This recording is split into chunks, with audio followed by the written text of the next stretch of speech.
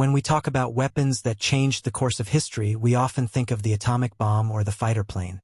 But there was another machine, gritty, powerful, and relentless, that reshaped World War II from the ground up. The T-34. Before World War II, the Red Army's tanks were outdated and poorly armored. But by 1940, Soviet engineers unveiled the T-34, a tank that would change everything. It combined three revolutionary features: sloped armor, which deflected enemy shells, a powerful 76.2 mm gun, and wide tracks, giving it better mobility across mud and snow.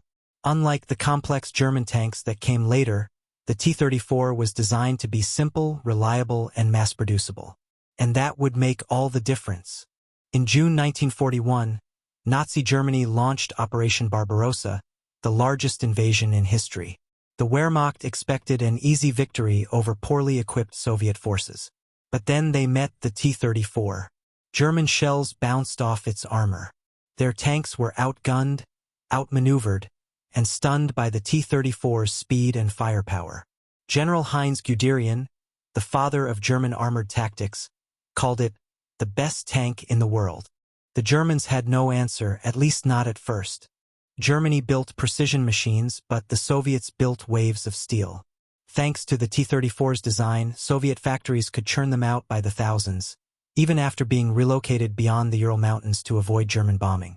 From 1941 to 1945, the USSR built over 57,000 T-34s. Entire German divisions were overwhelmed by sheer numbers.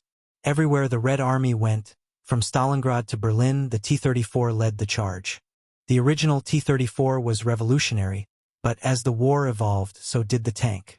In 1944, the T-34-85 was introduced, an upgraded version with thicker armor and an 85 mm gun capable of taking on heavy German tanks like the Panther and Tiger.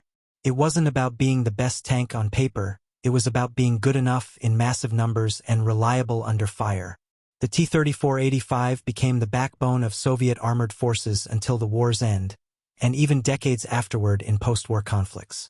The T-34 didn't just win battles. It won the war.